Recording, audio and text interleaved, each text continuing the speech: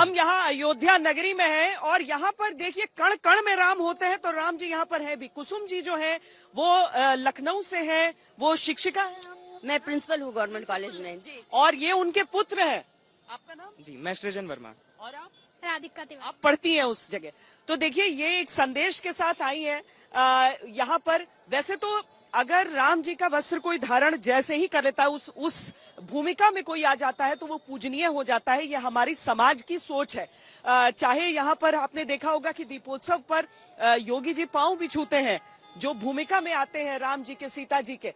तो उस समाज में जब प्राण प्रतिष्ठा की बात होती है, यहाँ पर रामलला विग्रह की प्राण प्रतिष्ठा, तो प्राण प्रतिष्ठा क्यों की जाती है, प्राण प्रतिष्ठा में क्या क्या होगा, सबसे पहले आपको ये रिपोर्ट दिखाते हैं। मंदिर बनवाया उसकी खुशी है हमको, बहुत अच्छा मंदिर है। हम लोग सब महल में रहते हैं, हमारा भगवान झोपड़ी में रहते हैं, उसके आज महल मिल गया। हम लोग के आज खुशी के लिए हमको आंसू आ रहे हैं, खुशी के ममता के आंसू आ रहे हैं। 20 साल से यहाँ मंदिर किसी ने नहीं बनवाया, उनकी कृपा है सो उनने बनवा दो, भगवान राम लला को कर दो।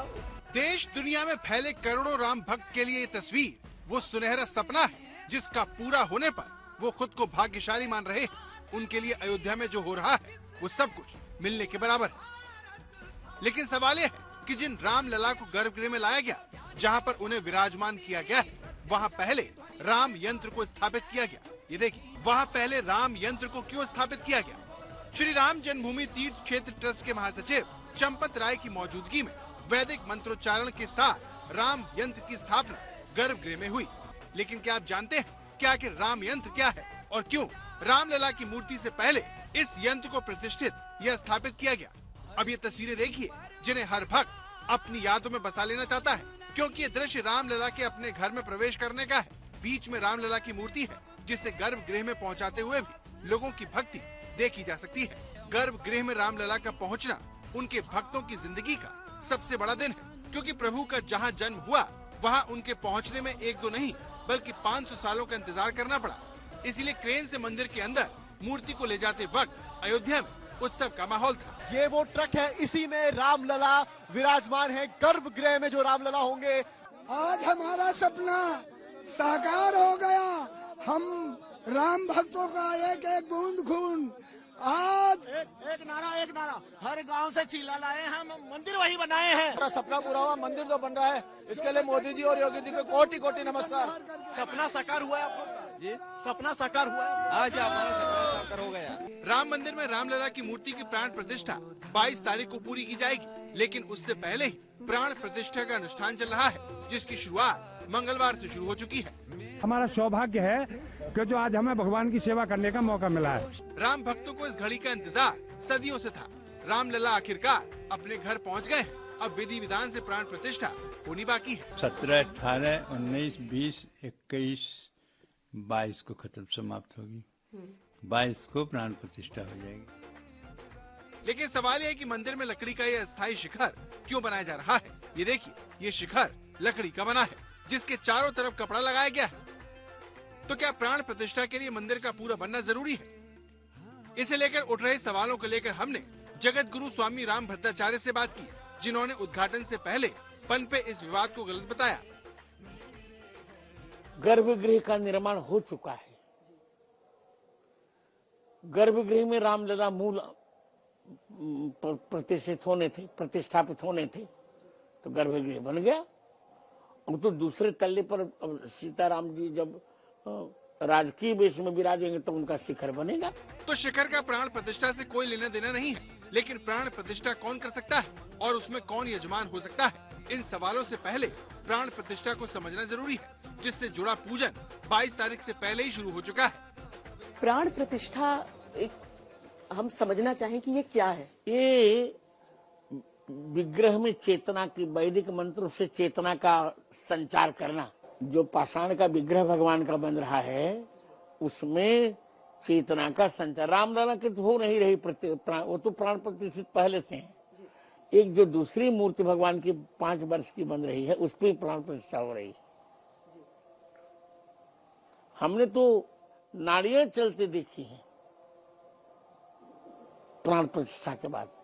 इन सब के पीछे की सोच क्या है? मतलब यही कि परमात्मा की चेतना को पाषाण में लाया जाए, यही सोच। और वो शीशा दिखाना, अपनी सूरत प्रभु को सबसे पहले दिखाना। हाँ, नाच प्रथम मुनिहारी जी, उनको अपना कि आप देखिए प्रभु आप कितने अच्छे लग रहे हो। हाँ काजल लगाने के बाद होगा ये। हाँ, काजल लगाने के बाद होगा। 22 जनवरी की तिथि जब रामलला के विग्रह की प्राण प्रतिष्ठा होगी, ये एक तिथि है या इससे हम कुछ बदलाव देख रहे हैं? ये एक तिथि ऐसी है जो आने वाले समय की सूचक है या एक तिथि है जो आएगी? नहीं, सबकी सूचक है। बता रहा हूँ, त्रेता की छाया पर आपको वो समझ नहीं पा रही है।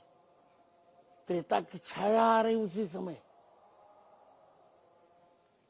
तो हम लोगों ने जो मुहूर्त निकाला है बहुत विचार करके निकाला है। क्या क्या विशेष है इस मुहूर्त के अनुसार? कई विशेषताएं हैं। पुनर्वसु नक्षत्र है, त्रेता की छाया है, और बहुत कम 84 सेकंड का ही तो मुहूर्त है वो। मुझे राम जी के भोग के बारे में बताइए। बहुत सारे लोग अलग अलग बोल रहे हैं। अब 5 वर्ष के रामलला, उनको कैसा भोग लगे? दही भात का भोग लगेगा। हाँ, मीठा। हाँ, उनके ननिहाल से चावल आ गया है। हाँ। छत्तीसगढ़ से चकाचक भगवान भोग पाएंगे। यानी अयोध्या में 22 तारीख को लेकर धार्मिक अनुष्ठान से लेकर तैयारी के काम पूरे जोर शोर से हो रहे हैं। रामलला की मूर्ति स्थापित करने से पहले गर्भगृह में राम यंत्र की स्थापना हो चुकी है, जिसकी हिंदू धर्म में विशेष मान्यता है। अयोध्या से श्वेता सिंह के साथ आज तक ब्यूरो। उत्सव है, ये उत्सव है जो मनाया जा रहा है अयोध्या नगरी में, और पूरा देश इन तस्वीरों को देख रहा है। मैं छोटे में पूछ लेती हूँ, आपका खास मकसद क्या रहा है यहाँ पर आने? मेरा मकसद था, एक तो हमने इसके पहले भी अयोध्या को कैसे कैसे देखी है, लेकिन आज जो अयोध्या है, हम लोग का सौभाग्य कि हमारी पीढ़ी हम अपनी आंख से त्रेता युग को देख रहे हैं। त्रेता युग जैसा लग रहा है, और संदेश भी दे रही है। बिल्कुल, संदेश भी दे रहे हैं कि अवधपुरी की लता पता सब बोले जय श्री राम। तो बिल्कुल वही महसूस हो रहा है। सब जय श्री राम बोल रहे हैं। मैं कहना चाहूंगा, पहले तो मैं श्री राम जी के वेशभूषा में हूँ, तो उनके शब्दों में कहना चाहूंगा, अब लग रहा है ये मेरी नगरी अयोध्या, ये मेरे नगरवासी। एकदम वैसा ही त्रेता युग वाली। जी, बहुत अच्छा लग रहा है जी। तो देखिए, रामलला की विग्रह की जब स्थापना होगी, जब प्राण प्रतिष्ठा होगी, तो आज गृह प्रवेश हो गया गर्भगृह में, और वहां पर जब रामलला की मूर्ति है उसके ठीक नीचे वो यंत्र भी स्थापित किया जाता है। इसका महत्व, इसकी पूजा पद्धति भी आपको दिखाते हैं।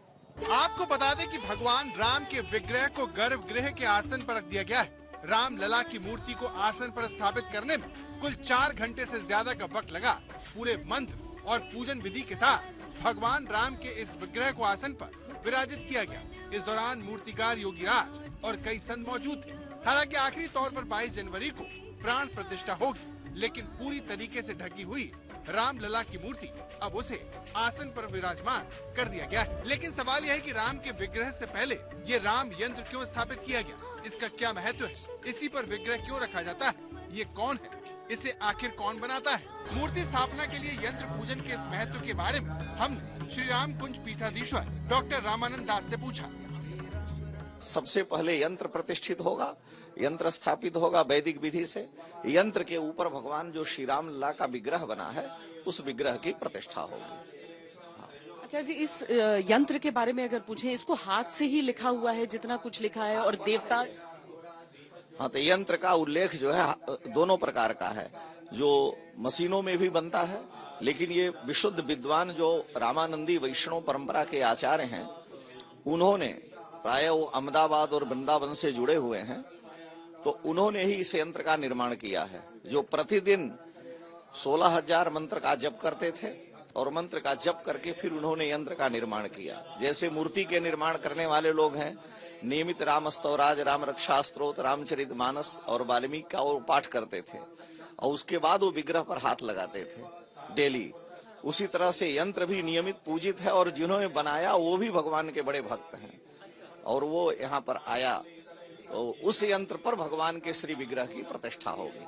यहाँ पर जो हम पूरी पूजन की प्रक्रिया इस समय देख रहे हैं, अब से दरअसल एक तरह से समझ लीजिए कि पूरी अयोध्या नगरी में प्रत्येक दिन एक अनुष्ठान है, और जो यहाँ पर पूजा पाठ चलती है वो आप 22 जनवरी को जब प्राण प्रतिष्ठा देखेंगे तो वो कोई एक पल की कोई एक दिन की या एक समय काल की नहीं होता है, बल्कि प्रक्रिया पूरी होती है जो शुरू जी। यहाँ जो श्री राम लला जी की प्रतिष्ठा और पूजा की पद्धति है अयोध्या के प्रतीक मंदिरों से वो विलक्षण है, इसलिए कि प्रायः मंदिरों में यंत्र की प्रतिष्ठा और अष्टयाम सेवा की परंपरा नहीं है, किसी एक दो मंदिरों में है।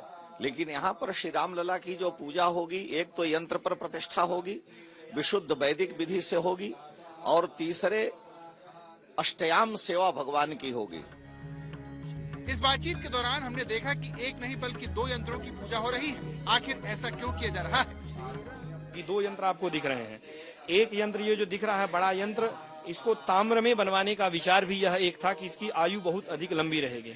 मंदिर के लिए तो हम लोगों की तो ऐसी भावना है कि रघुनाथ जी अनादि हैं, अनंत हैं, अनंत काल तक उनका मंदिर रहे। फिर भी एक भावना ऐसी रही कम से कम 1000 वर्षों तक, तो आगे की आने वाली पीढ़ी इसी पूर्ण वैभव के साथ दर्शन करे और संस्कारों को ग्रहण करके जीवन को अपने व्यवस्थित करे, भगवान को आदर्श मान करके। तो ये ताम्र में इसकी आयु बहुत अधिक रहे, इसलिए ताम्र में बनाए गए। यह यंत्र जो है भगवान के नीचे रहेगा। तो अयोध्या में बन रहे रामलला के मंदिर के गर्भगृह में 2 यंत्रों की स्थापना की गई है। लेकिन एक सवाल यहाँ पर यह भी उठता है कि आखिर भगवान की मूर्तियों को सीधे स्थापित क्यों नहीं किया जा सकता? कि हम सीधे क्यों नहीं प्रतिष्ठित कर सकते हैं, क्यों यंत्र पर? उसकी कुछ विधियां होती हैं, कुछ विधियों के लिए हम यह नहीं कह सकते कि आप ऐसा ही क्यों कर सकते हैं। आचार्यों ने उसके निर्देश किए हैं, और यंत्र और भगवान में कोई अंतर होता है ऐसा भी नहीं है। यंत्र साक्षात भगवान है, तो इन्हीं के ऊपर वहां पर प्रतिष्ठित करने की आचार्यों ने एक परंपरा करी, और ये गुप्त साधनाएं हैं। वो तो अब आप लोग आए, और आने के बाद एक बात यह हो गई कि जब राम जी को सब जानते हैं तो ये परंपराओं का भी बोध हो, तो उसमें कोई हानि नहीं है। ये गुप्त परंपराएं, और केवल इसी मंदिर में हो रहा है ऐसा नहीं है। प्रायः सभी मंदिरों में जहाँ पर जानकार होते हैं, वैदिक लोग विधियों को जानते हैं, तो उन लोगों के द्वारा इसी प्रकार से ये सारी चीजें कराई जाती हैं। यानी अयोध्या में हर परंपरा का विशेष ध्यान रखा जा रहा है ताकि कहीं कोई कमी न रह जाए। इसमें आपको दिख रहे छोटे यंत्र का भी विशेष महत्व है। यंत्र पूजन के क्रम में भगवान इस पर प्रतिष्ठित हो जाएंगे। हमने पूर्व में जो बात कही कि यंत्र साक्षात भगवान ही है, तो भगवान की अर्चा माने पूजा के बाद प्रत्येक दिन ये छोटा यंत्र आप देख रहे हैं, इसमें प्रत्येक दिन जिन जिन देवताओं का आवाहन इसमें किया जा रहा, प्रतिष्ठा की जा रही, प्रत्येक दिन उनका उसमें पूजन भी वहां होना है। भगवान के विग्रह की पूजा इत्यादि होने के बाद तो इसके लिए 2 यंत्र ये है, एक प्रत्येक दिन पूजा का होगा और एक भगवान का जो विग्रह होगा उसके नीचे उस पर प्रतिष्ठा हो जाएगी। एक यंत्र और है, यही नहीं कि यही मात्र एक यंत्र है, एक यंत्र और है। दक्षिण के एक साधक हैं, पिछले 10 वर्षों से वे उस यंत्र पर पूजन कर रहे हैं, और 10 वर्षों से पूजित उस यंत्र और इस यंत्र दोनों यंत्रों को वहां पर प्रतिष्ठित किया जाएगा, क्योंकि उन्होंने 10 वर्षों से उसका पूजन किया है। ये तो जिस राम यंत्र के ऊपर भगवान का विग्रह स्थापित किया गया है, उसे दक्षिण भारत में तैयार किया गया। जिस तरह से भूमि पूजन के समय मंदिर की नींव में 5 शिलाओं के साथ साथ अलग अलग द्रव्यों को रखा गया, उसी तरह से रामलला के आसन का भी पूजन हुआ। आसन के नीचे कुल 45 द्रव्य रखे गए, जिसमें नवरत्न भी शामिल है। अयोध्या से श्वेता सिंह के साथ आज तक ब्यूरो।